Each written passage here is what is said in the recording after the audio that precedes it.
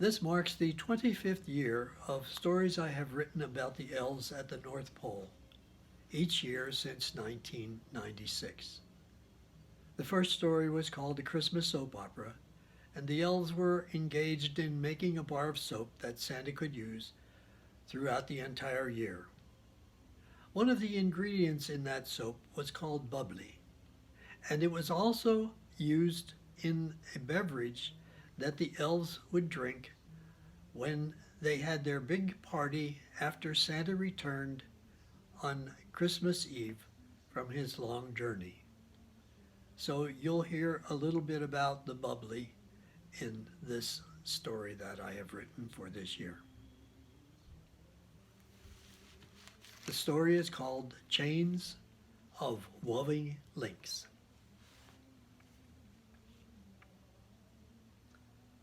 That cuckoo just struck 13 times, and I can't tell if it's AM or PM, said a bewildered Elf Sauts as he listened to the clock in the woodshop where he was cleaning one of his artist paintbrushes. It's bad enough that the days just run into each other, especially at this time of the year. There's less daylight and days stay dark longer, then all of a sudden it changes. I guess that's why it's called daylight saving time, so the sun can get some extra Z's. But I think he slept in today, he grumbled. I don't think you heard it right, interjected Elf Flip with a touch of sarcasm. He was doing a frame restoration for Sauts. This surely is an old frame you found for the painting you're doing. Must be at least 150 years old. Apart from you, I didn't think there was anything around here that old, he said with the same tone of voice. That's more than can be said for you, Flip, retorted Sauts.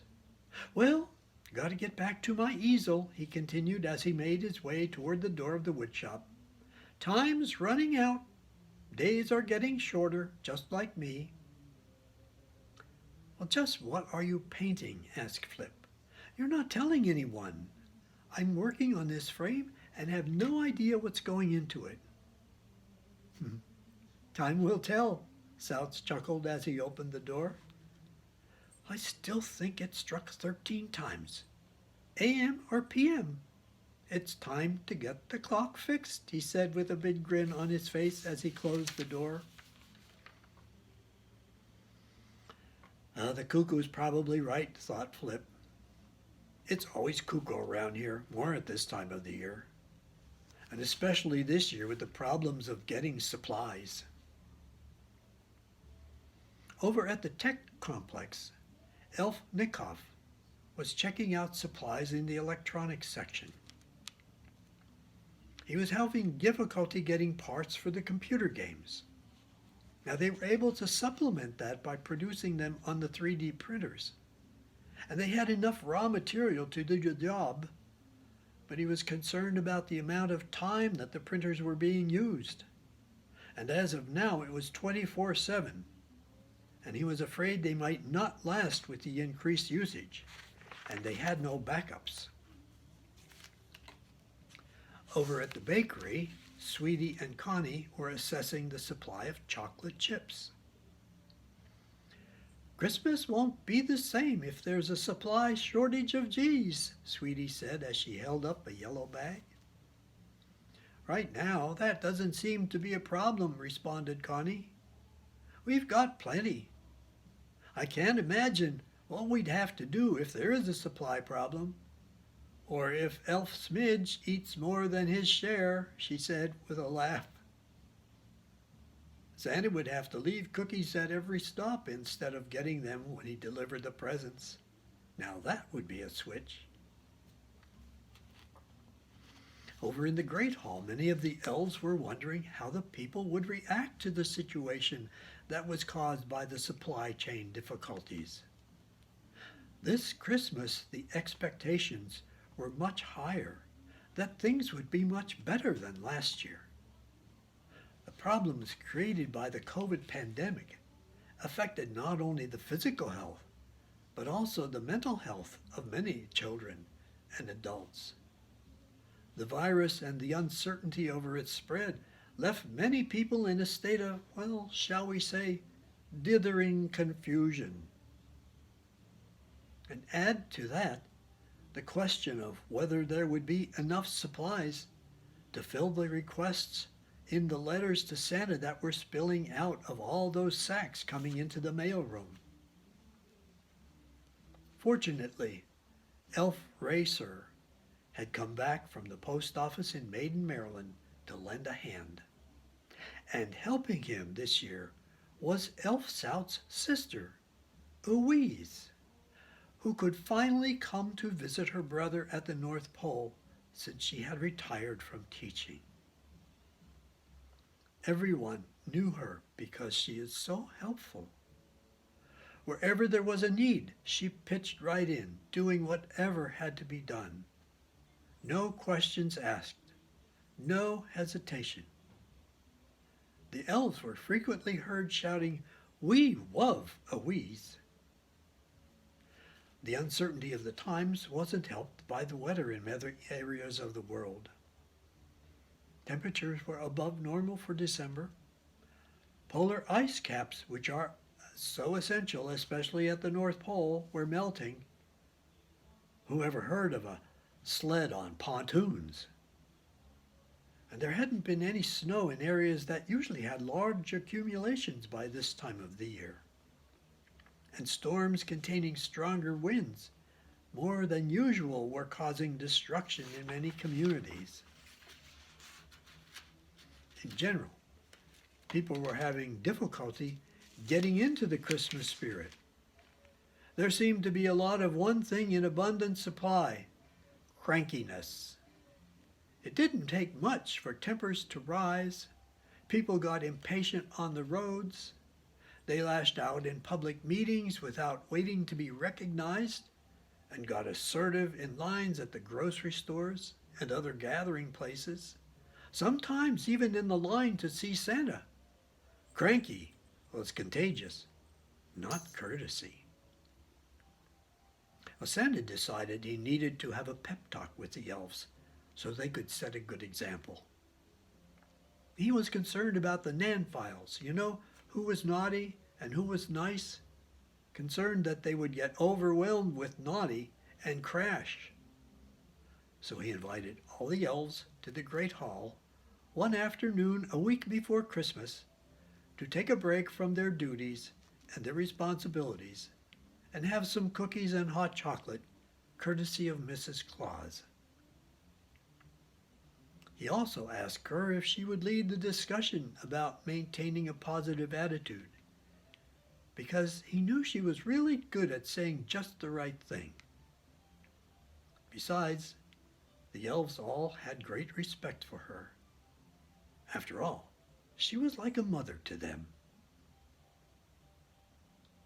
When everyone was settled, enjoying the warmth of the fire in the stone fireplace, eating all the cookies they wanted, which pleased Elf Smidge to no end, and drinking hot chocolate, she began by asking some questions about what was making them feel stressed or unhappy. There was no hesitation answering that, with responses about the workload and the lack of supplies, the weather, worries about getting sick, and just the overall uncertainty. And then she asked what was giving them hope. There was silence in the room. Finally, Elf Zipper, who was the foreman in the wrapping division, spoke out and said, "The beautiful paper and bows that we use are in short supply, and we always liked to wrap the presents so nice." That was something that pleased people. But the excitement about that is almost non-existent now, because everybody just wants to see what's wrapped inside the paper, if it's something they've wanted. There were some murmurs of agreement. There's no appreciation. Then Elf Tree spoke up. Yes, but I noted that the supplies of lights are low because it seems so many people are decorating the outside of their homes this year. The colored lights in people's front yards and the trees wrapped with white lights is exciting to see, and many people have been saying nice things about them. Maybe that's a hint about something that brings hope. Do all of you like the way things are decorated here at the North Pole this year? I've gone to a lot of extra trouble. Oh, yes, was a resounding reply. Then what can we also do that would make people feel good? Ouweeze stood up and asked if she could say something about an idea that she had. Mrs. Claus immediately said, "Oh, please tell us. You know we all like you and want you to feel like you're welcome here." "Well, that's what gave me this idea, Mrs. Claus.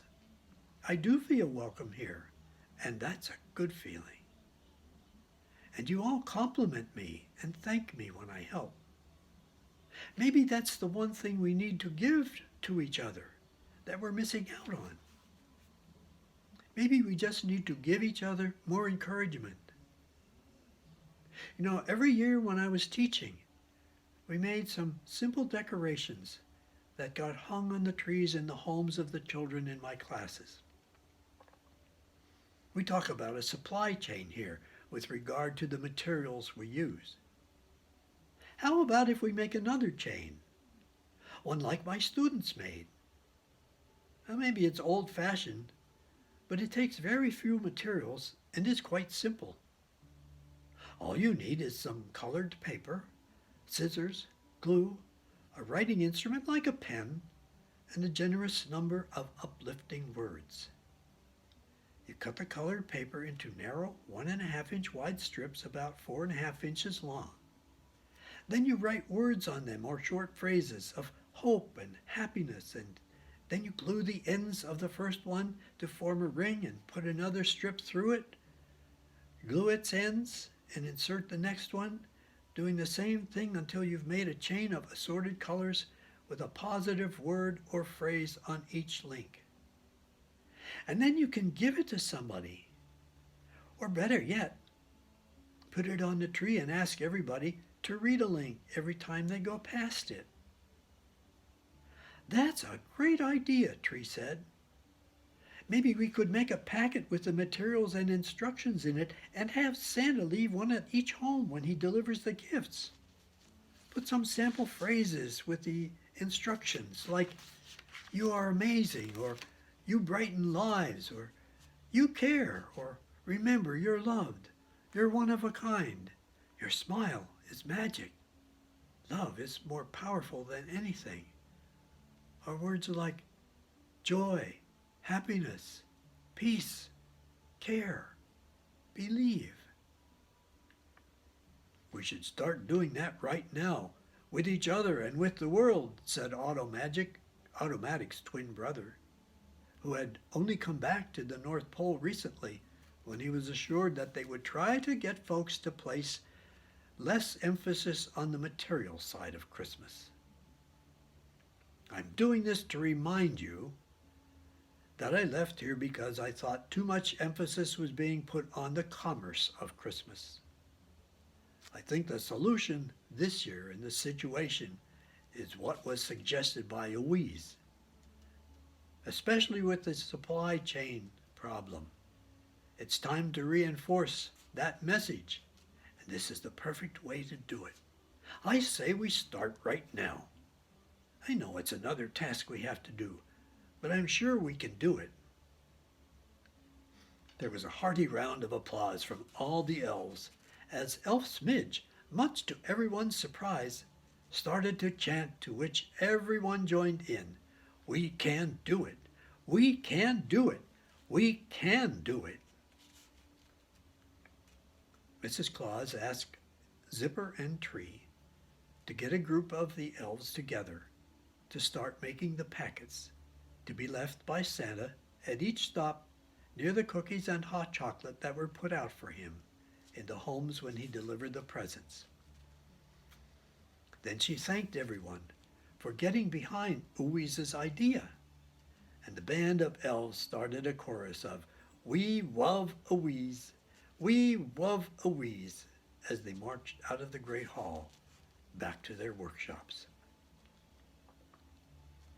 And so it was that Santa fulfilled his yearly ride of delivering not only the presents, but this year the material to make chains of Wuving Links. The elves cleaned up their shops and themselves. They made Santa his bar of soap to use every night as he bathed, and made the bubbly their famous beverage that used the ingredient from the recipe. And they got the great hall prepared for the big feast that they had after Santa returned from his long ride on Christmas Eve to celebrate getting Christmas off to another exciting start. When they had finally gathered and were enjoying the spread of treats lined on the beautifully decorated tables, Elf Sauts struck his mug so that it rang like a bell to get the attention of everyone in the room. When everyone was quiet, he took a package with a big red and silver bow on it and said, "Most of you know I've been doing something and wondering what it was. I'm surprised that I've been able to keep it a secret. I want to thank my colleague Flip for helping me out with his skills in the woodshop, despite bugging me to tell him what I was doing, and then getting a little peeved that I wouldn't tell him." Just then, the giant cuckoo clock on the far end of the hall began to cuckoo. He abruptly stopped as everyone turned to count. 1, 2, 3, 4, 5, 6, 7, 8, 9, 10, 11, 12, 13. 13! The number spilled off the lips of every elf in the room. 13! Then a loud voice said, "Well, I guess now is the time. I want my sister to come here." He took the package and gave it to her and said, "I have enjoyed having you here this holiday season, and I think my fellow elves, Santa, Mrs. Claus, and their family have also enjoyed having you with us. You've been such a help to me and everyone here. I thought it was about time I showed you how appreciative I am. This gift I painted for you," he said as he gave her the package. "Open it up." Every eye was glued on her as she took off the wrapping. She looked at it in disbelief as tears swelled up in her eyes, then turned it around so everyone could see it. It was a beautiful portrait of her that her brother Elf Sauts had painted. The entire room was in awe.